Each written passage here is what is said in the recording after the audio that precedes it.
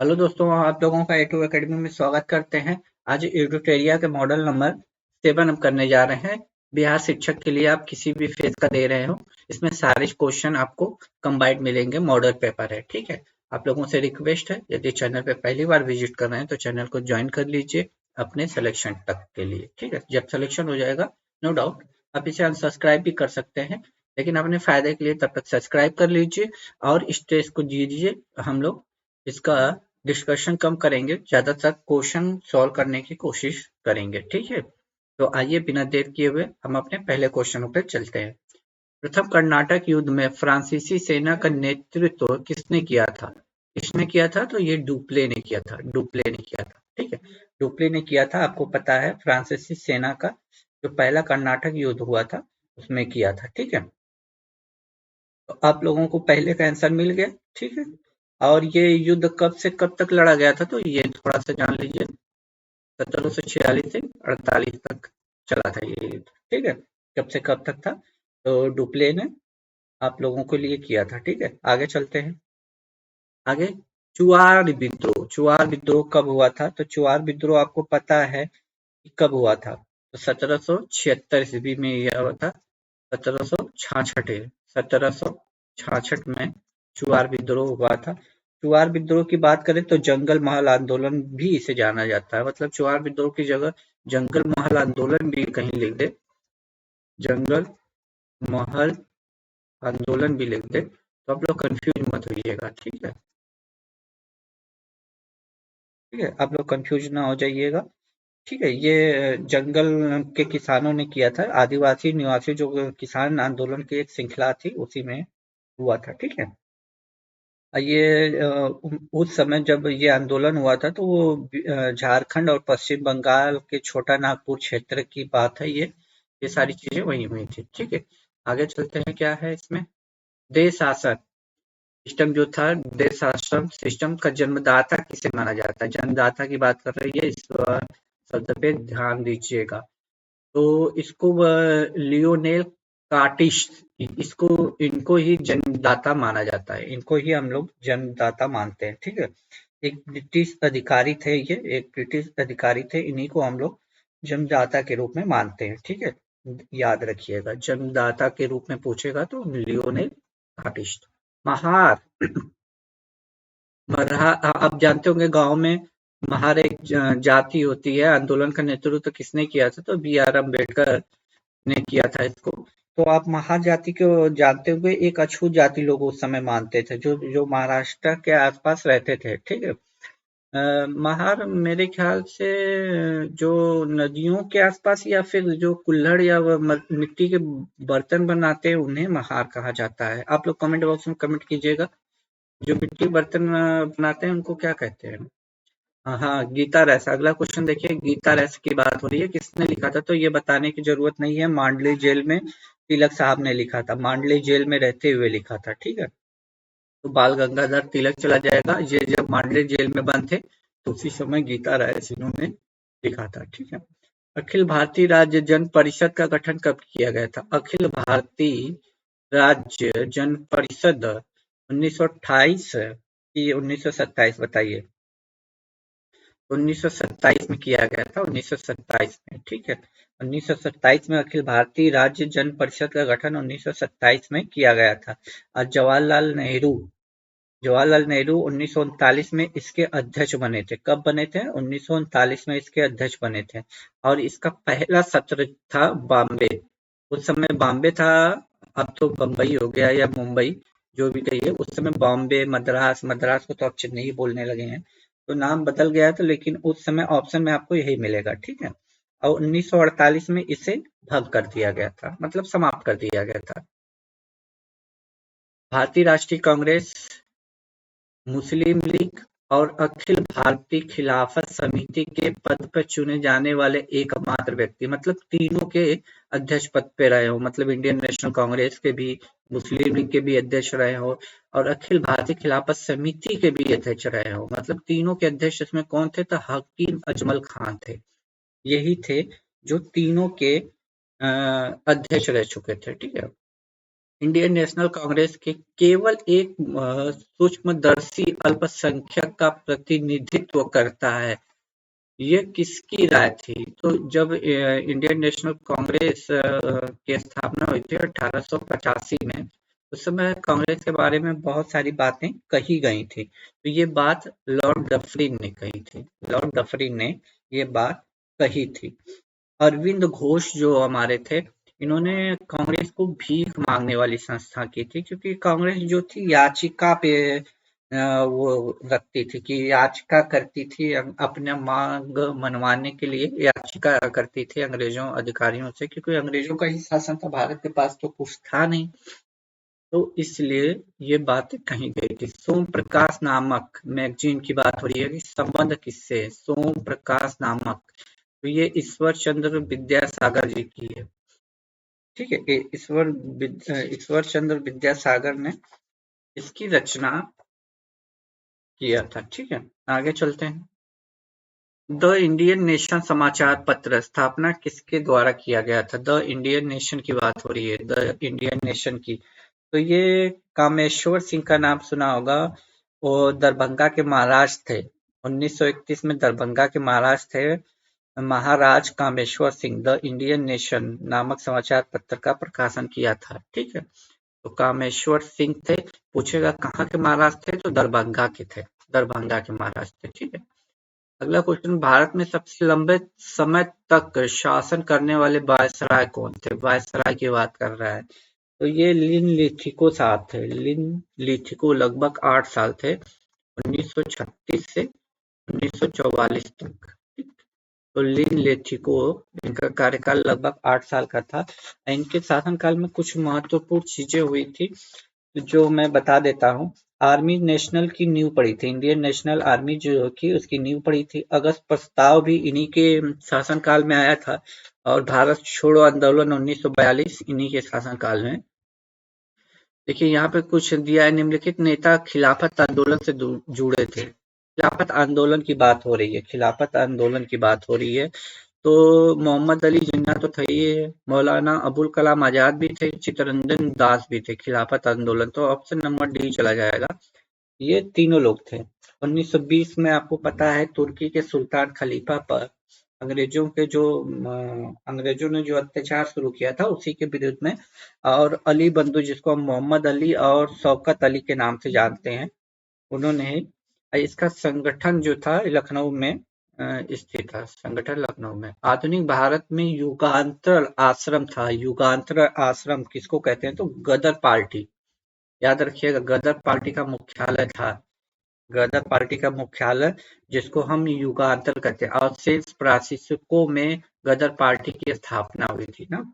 गदर party की स्थापना कहाँ हुई थी? सैन फ्रांसिस्को में हुई थी। ठीक है, 1913 में गदर पार्टी की स्थापना हुई थी, याद रखिएगा।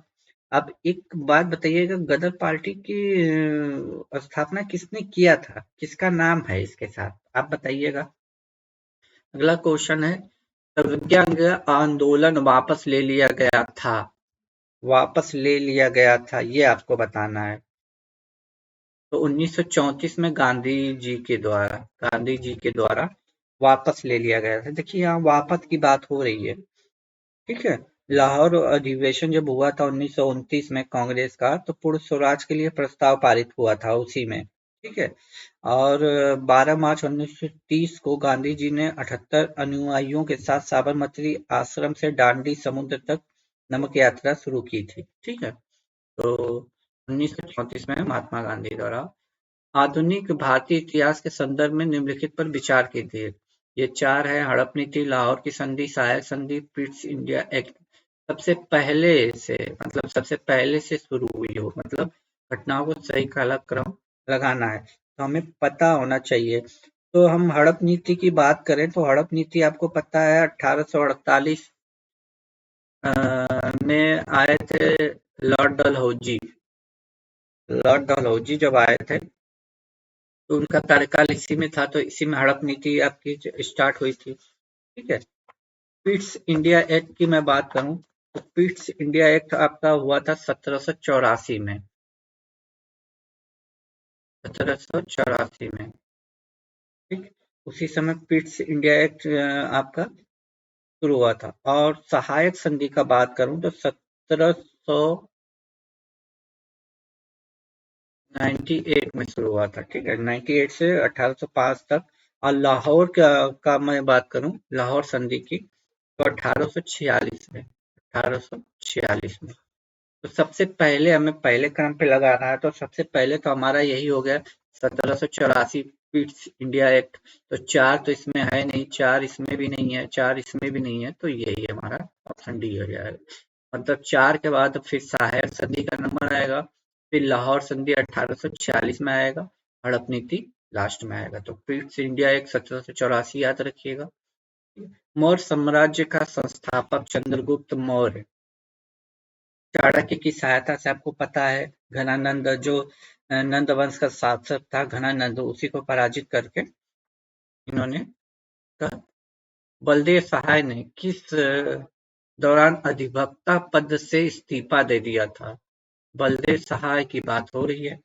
तो बलदेव सहाय जो 8 अगस्त 1942 को भारत छोड़ो आंदोलन हुआ था, उसी में इन्होंने इस्तीफा दे दिया था।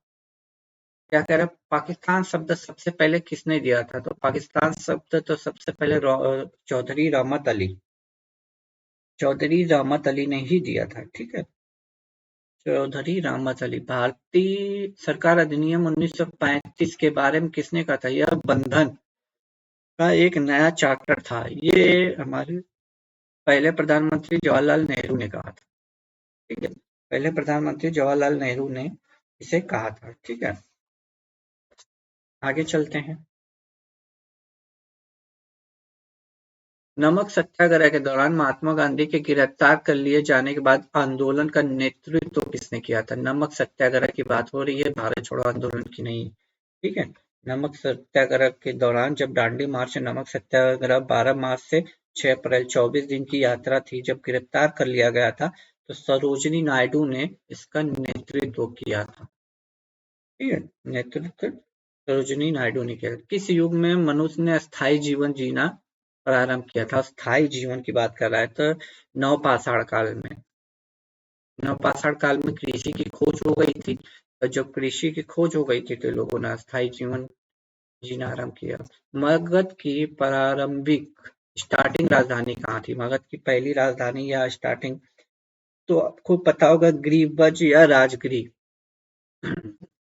राजगिरी, मगध की पहली राजधानी राजगिरी या ग्रीवज, जो भी ऑप्शन में मिले आप कर देना। हुड़ों का पहला आक्रमण निम्नलिखित में से किस गुप्त शासक के दौरान हुआ था? तो हुड़ों का प्रथम आक्रमण आपको पता होगा कुमार गुप्त प्रथम के शासनकाल में हुआ था। चंद्रगुप्त द्वितीय का पुत्र और उत्तराधिकारी था, आपको पता ही होगा। ठीक, आगे चलते हैं। हर्षवर्धन प्रशासन के बारे में गलत कहा, मतलब हमें गलत कथन को चयन करना है।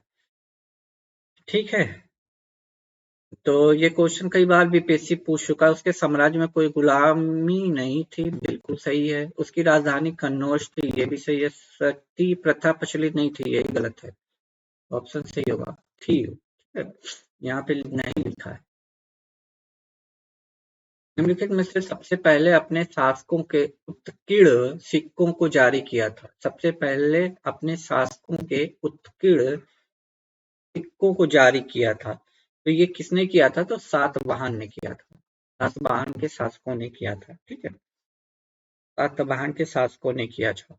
कलिंग के राजा खारवेल का संबंध था। कलिंग के राजा खारवेल का संबंध था, आपको पता होगा। कलिंग के राजा खारवेल का चेदी वंश से संबंध था, चेदी वंश। ठीक है, वर्तमान में उड़ीसा। आगे क्या, निम्नलिखित में से किस चोल राजा ने श्रीलंका के उत्तरी भाग पर विजय प्राप्त की थी? श्रीलंका के उत्तरी भाग पर विजय प्राप्त की थी किस शासक ने? तो राजराज प्रथम ने किया था इसको। राजराज प्रथम ने। आंसर चला जाएगा। चोल साम्राज्य के संस्थापक विजयालय थे, जो कांची के पल्लव के सामंत थे। ठीक है, राजराज प्रथम ने श्रीलंका के उत्तरी भाग राजधानी अनुराधापुर पर कब्जा कर लिया था। ठीक है, निम्नलिखित में से कौन सा बौद्ध धर्म और जैन धर्म के बीच समान नहीं है? मतलब समान नहीं है। आत्मा का अस्तित्व, अहिंसा, वेदों की उदासीनता, आपको ये बताना है।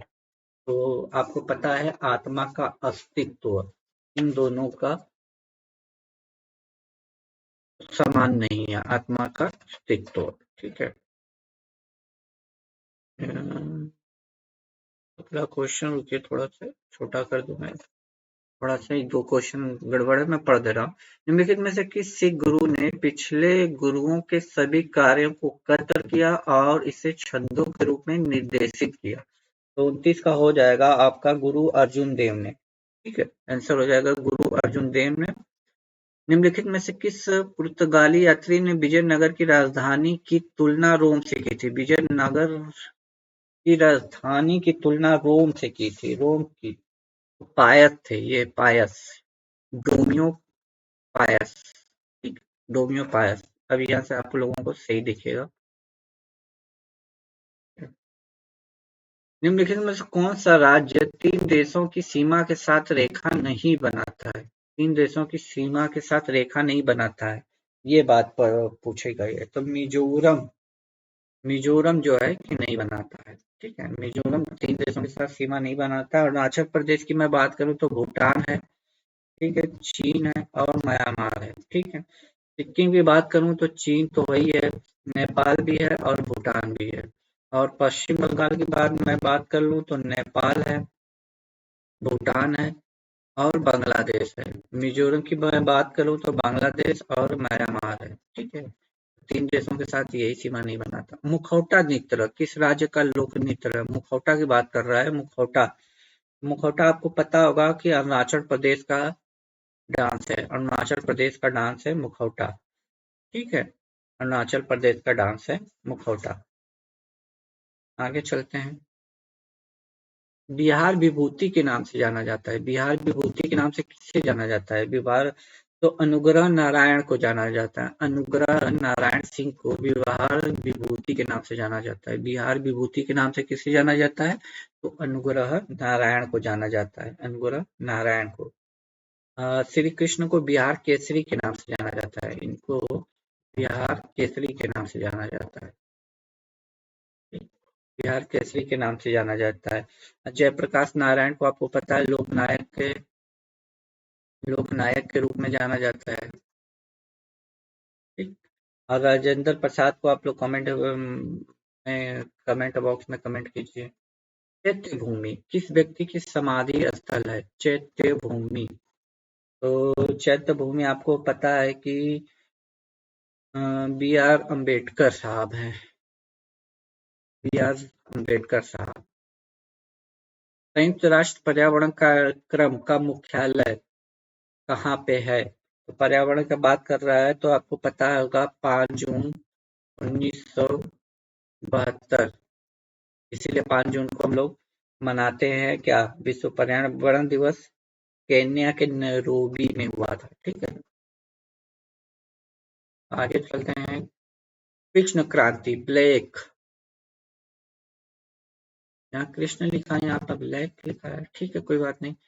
किससे संबंधित है? तो ये पेट्रोलियम उत्पादन से संबंधित है, पेट्रोलियम। ठीक है, पेट्रोलियम उत्पादन से संबंधित है कृष्ण। किसके नेतृत्व में चिपको आंदोलन हुआ था? तो ये क्वेश्चन पूछा गया है बीपीएससी में, जो 24 अगस्त को हुआ था पेपर, उसमें ये क्वेश्चन था। ठीक है, तो सुंदरलाल बहुगुणा इसके आंसर चले जाएंगे, सुंदरलाल बहुगुणा। ठीक है, आगे चलते हैं। थोड़ा सा लग रहा है माउस मेरा काम नहीं कर रहा है क्या?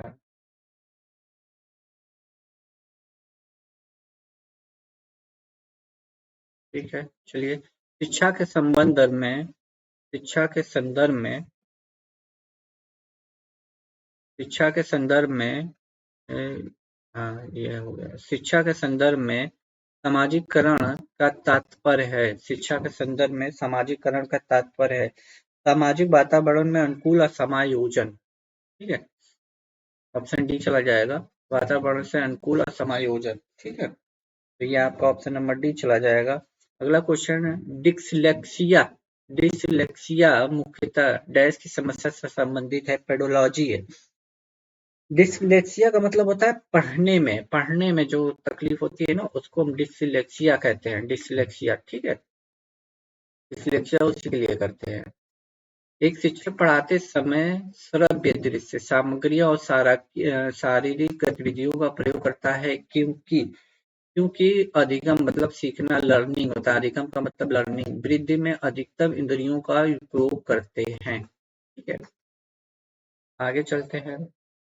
वर्तमान में केंद्रीय सतर्कता आयुक्त कौन है? वर्तमान में केंद्रीय सतर्कता आयुक्त कौन है? तो ये बताना है आपका। यहाँ से करंट अफेयर अब धीरे धीरे स्टार्ट होगा, सारा पैकेज है आप लोगों का। तो प्रवीण कुमार श्रीवास्तव है। प्रवीण कुमार श्रीवास्तव कहाँ पे है? ये केंद्रीय सतर्कता आयुक्त है। ठीक है, सूचना आयुक्त की बात करें तो ये सूचना आयुक्त ये है, सूचना आयुक्त हर्षवर्धन कुमार सिन्हा है। ठीक है। आपका संजय कुमार मिश्रा की बात करें तो प्रवर्तन निर्देशालय है, प्रवर्तन निर्देशालय है। ठीक है। और केंद्रीय अन्वेषण प्रवीण सिन्हा है। विश्व की सबसे ऊंची युद्ध क्षेत्र सियाचिन ग्लेशियर में तैनात होने भारतीय सेना की पहली महिला अधिकारी की बात कर रहा है। तो ये शिवा चौहान है, शिवा चौहान है। ठीक है, शिवा चौहान है पहली महिला अधिकारी, शिवा चौहान। 80वें वर्ष वार्षिक गोल्डन अवार्ड 2023 में फिल्म आरआर को नाटू नाटू को सर्वश्रेष्ठ मूल गीत का पुरस्कार जीता। इस गीत के गीतकार कौन है? तो एम एम किरवानी है, एम एम किरवानी साहब। ठीक है। नहीं नहीं, ये तो संगीतकार है, हमसे गीतकार की बात पूछा है ना, गीतकार की बात पूछा है, सॉरी। चंद्र बोस है, गीत लिखा है इन्होंने चंद्र बोस, और इन्होंने संगीत दिया है, म्यूजिक। ठीक है, आगे चलते हैं। निम्नलिखित देश के केंद्रीय बैंक के साथ भारतीय रिजर्व बैंक ने 2022 में मुद्रा स्वेप समझौते पर हस्ताक्षर किया है। तो ये मालदीव था, मालदीव द्वीप। ठीक है, मालदीव। आगे चलते हैं, अगला क्वेश्चन कह रहा है दिसंबर 2023 में भारत के किस मेट्रो रेल कॉरपोरेशन को जापान का दूतावास के द्वारा प्रशस्ति पत्र से सम्मानित किया गया था? तो ये आपका है दिल्ली मेट्रो, दिल्ली मेट्रो। ठीक है, दिल्ली मेट्रो। संचार सिस्टम में वॉल्व का क्या कार्य है? संचार सिस्टम की बात कर रहा है, तो ये हो जाएगा रक्त के बैंक फ्लो को रोकने के लिए। ठीक है, ये कोई बात नहीं। निम्नलिखित में से कौन से हार्मोन्स गुर्दे द्वारा उत्सर्जित पानी की मात्रा को नियंत्रित करता है? हार्मोन गुर्दे के द्वारा उत्सर्जित पानी की मात्रा को नियंत्रित करता है। हार्मोन गुर्दे द्वारा उत्सर्जित पानी की मात्रा को नियंत्रित करता है, तो बताइए। ये हो जाएगा anti diuretic hormones, ADH, anti diuretic hormones. ठीक है, ये याद रखिएगा, हार्मोन्स गुर्दे के द्वारा उत्सर्जित पानी की मात्रा को नियंत्रित करता है। आगे चलते हैं। निम्नलिखित में से कौन सा गुर्दे की पथरी का एक सामान्य कारण है? गुर्दे की पथरी का एक सामान्य कारण है। ठीक है, गुर्दे की पथरी का एक सामान्य कारण क्या हो जाता है? तो निर्जलीकरण होता है। ठीक है, निर्जलीकरण। निर्जलीकरण गुर्दे में खनिज पदार्थ जमा होने से उसके उसमें कठोर पथरी का निर्माण होता है, जो गंभीर दर्द एवं जटिल समस्याओं का कारण बनता है। ठीक है, आगे चलते हैं। निम्नलिखित में से कौन सा पादक हार्मोन मुख्यतः बीजों में अंकुरण में भाग लेता है? अंकुरण में भाग लेता है, तो ये होगा जिबरेलिन। ऑप्शन ए चला जाएगा, जिबरेलिन। जिबरेलिन जो होता है ना, पादक हार्मोन मुख्यतः बीजों के अंकुरण में भाग लेता है। जो बीज आप चने में भिगो देते होंगे तो 1-2 दिन में अंकुरित हो जाता है, तो उसमें पूछ रहा है कौन सा बीजों के अंकुरण में कौन सा हार्मोन भाग लेता है? तो जिब्रेलिन है, ये जिब्रेलिन। देखिए, ईईजी किसके कार्य के रिकॉर्ड के लिए उपयोग किया जाता है?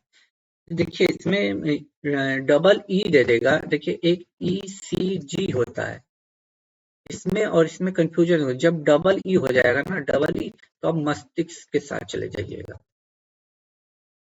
ठीक है, सीजी के और इसमें कंफ्यूजन लोगों को हो जाता है।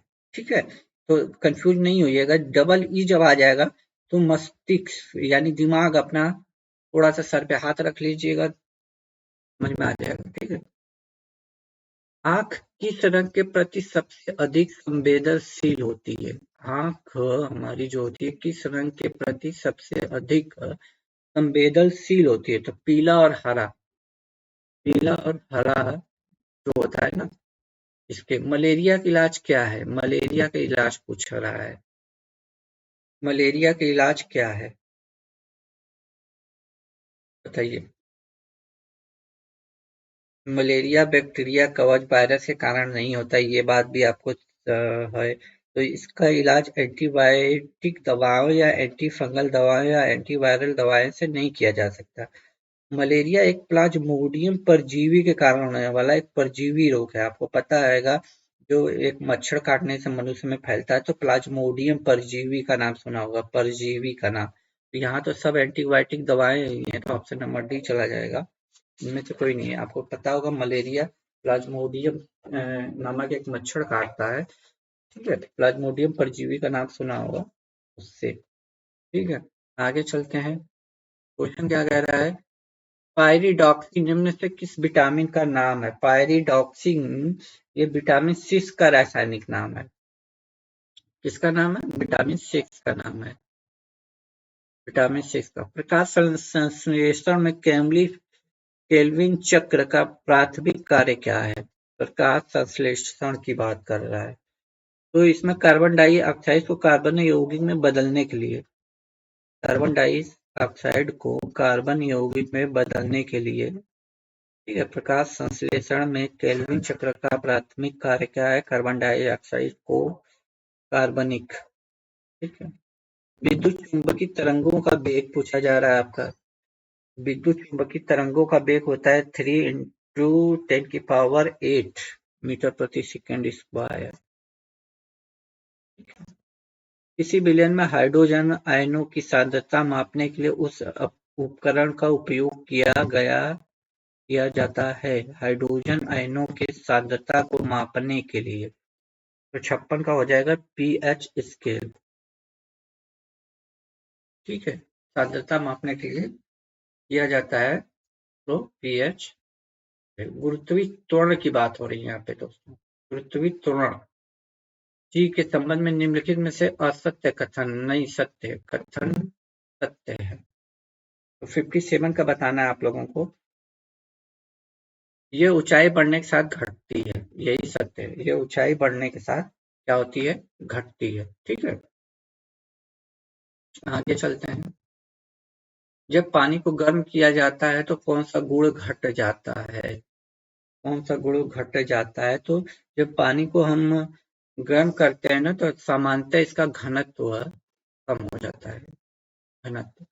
धातुओं की विद्युत चालकता पर बढ़ते तापमान का क्या प्रभाव पड़ता है? धातुओं पर विद्युत चालकता पर बढ़ते तापमान की बात कर रहा है। तापमान की बात कर रहा है, तो यह घटता है। तापमान विद्युत चालकता पर घटता है। ठीक है, घटता है। आगे चलते हैं। निम्न में से कौन सा गैस जो सोडियम कार्बोनेट के साथ सल्फ्यूरिक अम्ल की अभिक्रिया के बाद प्राप्त होता है? जो सोडियम कार्बोनेट के साथ सल्फ्यूरिक अम्ल से अपक्रिया के बाद प्राप्त होता है। जो सोडियम कार्बोनेट के साथ सल्फ्यूरिक अम्ल के अपक्रिया के बाद प्राप्त होता है, तो ये कार्बन डाइऑक्साइड है। ठीक है। जल और चौक के मिश्रण को निम्नलिखित में से किस विधि द्वारा पृथक किया जा सकता है? पृथक की बात कर रहा है।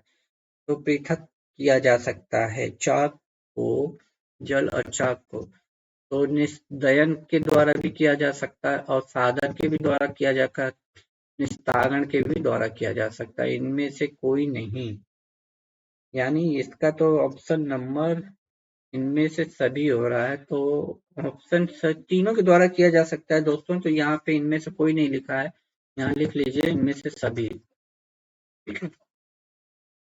आइए 62 पे चलते हैं, देखते हैं अगला क्वेश्चन क्या कह रहा है साइंस का। इसके बाद पॉलिटी के भी क्वेश्चन है दोस्तों। हाइड्रोजन को जलाने में वह किस में परिवर्तित हो जाता है? जब हम हाइड्रोजन को जलाते हैं तो वो जल में परिवर्तित हो जाता है, H2O हाइड्रोजन। हाइड्रोजन को समस्थानिक नहीं है, हाइड्रोजन का समस्थानिक नहीं है। तो इनमें से कौन सा नहीं है? तो आपको पता होगा आर्गन नहीं है, आर्गन नहीं है, आर्गन। तो इसका आंसर है मतलब प्रोटीनियम, ट्रिटिनियम, ड्यूटेरियम, ये सभी हाइड्रोजन के समस्थानिक है। निम्नलिखित में से सबसे अधिक इलेक्ट्रॉन बंधुता वाला तत्व कौन सा है? इलेक्ट्रॉन बंधुता वाला तत्व आपका क्लोरीन जाएगा, क्लोरीन सबसे ज्यादा क्लोरीन में है। गिनोकाइट किसका एक्स है? गिनोकाइट की बात कर रहा है, गिनोकाइट किसका एक्स है? तो केडियम का है ना, केडियम, केडियम, गिनोकाइट केडियम का एक्स है। निम्नलिखित में से हीरे का प्रयोग कांच काटने में किया जाता है, हीरे का प्रयोग कौन सा? सफेद हीरा, लाल हीरा, काला हीरा। तो काले हीरे का प्रयोग हम कांच को काटने में करते हैं, कांच को काटने में। आगे चलते हैं। सूची 1 को सूची 2 से सुमेलित करना है। तो एक तरफ पदार्थ दिया हुआ है, एक तरफ तत्व दिया हुआ है। तो हीरा बताइए क्या है? यह एक रासायनिक रूप से कार्बन का शुद्धतम रूप है, कार्बन का शुद्धतम रूप है, तो ये कार्बन ही चला जाएगा। ठीक। माणिक्य, माणिक्य क्रोमियम, ये भी सही है, क्रोमियम की जाएगा। संगमरमर की बात कर रहा है तो एल्यूमिनेट, ये भी सही है। सीमेंट कैल्शियम से बना होता है, तो 1 2 3 4 सीरियल वाइज से होगा। तो 1 2, नहीं नहीं नहीं, संगमरमर तो कैल्शियम में आ जाएगा ना, और सीमेंट आपका एल्यूमिनेट में चला जाएगा, मतलब 1 2 4 3। ठीक, 1 2 4 3। माणिक्य, अनार के दाने जैसे दिखता है, माणिक्य। देखिए अब यहाँ से पॉलिटी के क्वेश्चन स्टार्ट हो रहे हैं। किस मौलिक अधिकार का लक्ष्य सामाजिक भेदभाव का उन्मूलन करना है? किस मौलिक अधिकार का लक्ष्य सामाजिक भेदभाव का उन्मूलन करना है? तो मौलिक अधिकार आपको पता है भाग 3 में बात की गई है, भाग 3 में 12 से 35 मौलिक अधिकार की बात की गई है। उसमें सामाजिक भेदभाव का उन्मूलन की बात की गई है। तो समानता का अधिकार जो 14 से 18 है, 14 से 18 है, इसी में की गई है। ठीक है, 14 से 18 इसी में की गई है। बोला, सदन की अनुमति के बिना कोई भी सदस्य कितनी अवधि से अधिक समय के लिए सदन की सभी बैठकों से अनुपस्थिति रहता है तो सदन उसका पद रिक्त घोषित कर सकता है? तो ये आपको पता है 60 दिन, 60 दिन लगभग, मतलब 2 मंथ। 8 दिन की जगह हो सकता है ऑप्शन में 2 मंथ भी दे सकता है, 2। आगे चलते हैं। अंतर्राष्ट्रीय शांति सुरक्षा और सुरक्षा का वर्णन राज्य के नीति निर्देशक तत्व के सिद्धांत में किया गया है। तो ये किसमें किया गया है? तो ये आपका किया गया है 51 में। ठीक है, अनुच्छेद 51 में किया गया है। अंतर्राष्ट्रीय शांति सुरक्षा का वर्णन 51 में किया गया, अनुच्छेद 51 में किया गया है, अंतर्राष्ट्रीय शांति सुरक्षा। इस अनुच्छेद के तहत राज्य सभा सांसद को राज्य सूची के विषयों पर विधि बनाने हेतु अधिकृत कर सकती है। ठीक है, अनुच्छेद के तहत राज्य सभा सांसद को राज्य सूची के विषय में, तो ये 249 हो जाएगा दोस्तों, आर्टिकल 249 हो जाएगा, आर्टिकल 249 हो जाएगा। आगे चलते हैं। निम्नलिखित में से किस अनुच्छेद के अंतर्गत नियंत्रण और महालेखा परीक्षक का कर्तव्य और शक्ति प्रदान की गई है? महालेखा परीक्षक को कर्तव्य और शक्ति की प्रदान की गई है, तो 149 हो जाएगा। ठीक है, देखिए 148 में तो इनका उल्लेख है, लेकिन इनके कर्तव्य और शक्ति की बात किया जाए तो 149 हो जाएगा। ठीक है, 149 का। इसमें 148 में इनके शपथ की बात की गई है, पद की बात की गई है। ठीक है, लेकिन यहाँ हमें शक्ति की, कर्तव्य और शक्ति की बात की कर रहा है। ठीक है, तो 149 चला जाएगा। 149 संसद का व्यय का लेखा जोखा निम्नलिखित में से कौन देखता है? तो नियंत्रण और महालेखा, ठीक, ऑप्शन बी चला जाएगा। भूमि सुधार, कौन सी अनुसूची में भूमि सुधार संबंधित अधिनियम से संबंधित है? तो ये आपको पता होगा, 9वीं अनुसूची, 9वीं अनुसूची आपको पता है, 9वीं अनुसूची जो है भूमि सुधार कानून से है। ठीक है, आगे चलते हैं, क्या कह रहा है। संविधान के निर्माण में महत्वपूर्ण भूमिका निभाने वाले संविधान सभा के किस सदस्य के अनुसार संविधान की प्रस्तावना हमारे दीर्घकालीन सपनों का विचार है? दीर्घकालीन सपनों का विचार है। तो ये कृष्णस्वामी अय्यर साहब ने कहा था। कृष्णस्वामी अय्यर, संविधान की प्रस्तावना हमारे दीर्घकालीन सपनों का विचार है। विचार है, तो ये बात आपको याद रखनी होगी। ठीक है। मौलिक अधिकार एवं राज्य के नीति निर्देशक तत्वों के बारे में कौन सा कथन सही है? मौलिक अधिकार एवं राज्य के निर्देशक तत्वों के बारे में कौन सा कथन सही है? तो वे एक दूसरे के पूरक हैं। पूरक हैं। पूरक। भारत में त्रिस्तरीय पंचायती राज व्यवस्था की सिफारिश किसने की थी? त्रिस्तरीय की बात कर रहा है, तो ये बलवंत राय मेहता ने की थी। बलवंत राय मेहता। 44वां संविधान संशोधन 1978 में कौन सा कथन सही नहीं है? 44वां जो हुआ था में सही नहीं है। ठीक है, सही नहीं है, ये पूछा गया है। ठीक है, तो आंतरिक अशांति की जगह सशक्त विद्रोह का शब्द शामिल किया, ये तो सही है। इसके तहत मौलिक अधिकारों की सूचना से संबंधित संपत्ति के अधिकार को हटा दिया गया था मौलिक अधिकारों की सूची से, ये भी बिल्कुल सही है। मौलिक अधिकार की सूची से हटा दिया गया था संपत्ति। राष्ट्रपति को मंत्रिपरिषद की सलाह को एक बार वापस करने का अधिकार मिला था। हाँ, ये भी सही है। कोरम को नहीं, कोरम तो अभी भी है, कोरम को समापन नहीं किया गया। परंपरा के अनुरूप राज्यपाल की नियुक्ति करते समय प्रायः राष्ट्रपति इसकी सलाह लेते हैं, परामर्श किसकी लेते हैं? तो राज्यपाल के मुख्यमंत्री से परामर्श लेते हैं। मुख्यमंत्री, राज्य के मुख्यमंत्री से परामर्श लेते हैं। संविधान के किस भाग को भारत का मैग्ना कार्टा कहा जाता है? मैग्ना कार्टा मौलिक अधिकार को कहा जाता है, और मौलिक अधिकार भाग 3 में है। ठीक है, भाग 3 में है मौलिक अधिकार। राष्ट्रीय आय की गणना किस विधि द्वारा की जाती है? राष्ट्रीय आय की गणना किस विधि द्वारा की जाती है? तो उत्पादन विधि द्वारा, आय विधि द्वारा, व्यय विधि द्वारा, यानी ऑप्शन डी चला जाएगा। ठीक है, ऑप्शन डी। भारत का दूसरा सबसे बड़ा कृषि आधारित उद्योग कौन सा? कृषि आधारित उद्योग है चीनी, दूसरा है। ठीक है, कृषि आधारित। अब पहला पूछे तो कपास उद्योग। ठीक है, ये पहले पे आता है और ये दूसरे पे आता है। हमसे दूसरा पूछा था। वर्ष 2023 में प्रस्तुत किए जाने वाले बिहार आर्थिक सर्वेक्षण निम्नलिखित में से कौन सा क्रम का है? तो 17वां है। 17वां है बिहार आर्थिक सर्वेक्षण, 17वां। केंद्रीय बजट 2023 के अनुसार कर छूट का लाभ उठाने के लिए आय सीमा क्या है? आय सीमा की बात की है तो 7 लाख रुपए है। ठीक है, केंद्रीय बजट 2023 के लिए आय सीमा। पृथ्वी का एल्बिडो की घटना किस क्रम में व्यक्त किया जा सकता है? एल्बिडो की घटना क्रम इसमें किया जाता है तो सौर विकिरण का 30% वापस अंतरिक्ष में परिवर्तित हो जाता है। सौर विकिरण का 30% वापस अंतरिक्ष में परिवर्तित हो जाता है, यही है। ठीक है, आगे चलते हैं। कौन सा गैस वायुमंडल में सर्वाधिक मात्रा में पाई जाती है? सर्वाधिक मात्रा में पाई जाती है वायुमंडल में कौन सी गैस सर्वाधिक मात्रा में? आयतन का प्रतिशत, तो निम्नलिखित की बात किया है तो आर्गन है।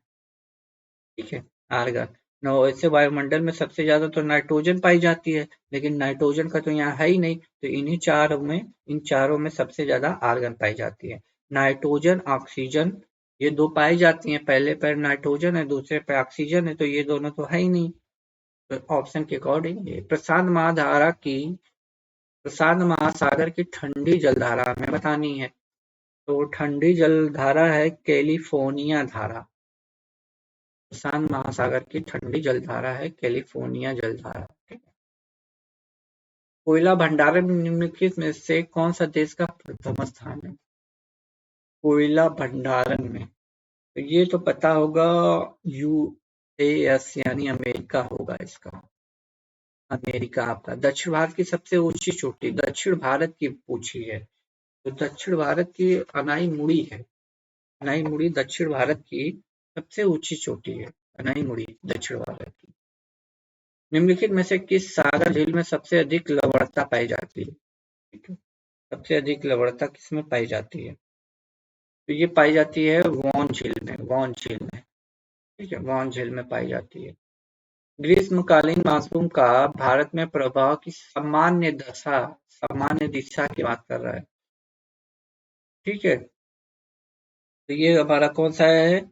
ऑप्शन नंबर डी चला जाएगा, दक्षिण पश्चिम से उत्तर पूर्व। ठीक है, दक्षिण पश्चिम से उत्तर पूर्व, दक्षिण पश्चिम से उत्तर पूर्व। नर्मदा घाटी निम्नलिखित में कौन सी नदी घाटी पर्वत श्रृंखला के बीच स्थित है?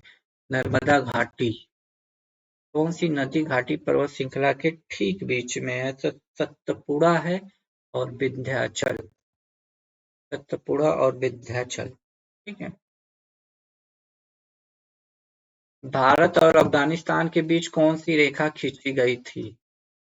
भारत और अफगानिस्तान के बीच, तो आपको पता है डुरंड रेखा, डुरंड रेखा। सवाना घास का मैदान निम्न में से किस देश में पाया जाता है? सवाना आपका पाया जाता है कहाँ पे पाया जाता है बताइए?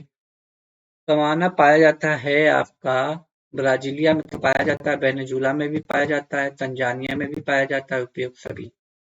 सवाना देखिए ब्राजील, तंजानिया और वेनेजुला तीनों में पाया जाता है। निम्नलिखित में कौन सी फसल मिट्टी नाइट्रोजन का स्थिरीकरण करता नहीं करता, नहीं पे गौर कीजिएगा।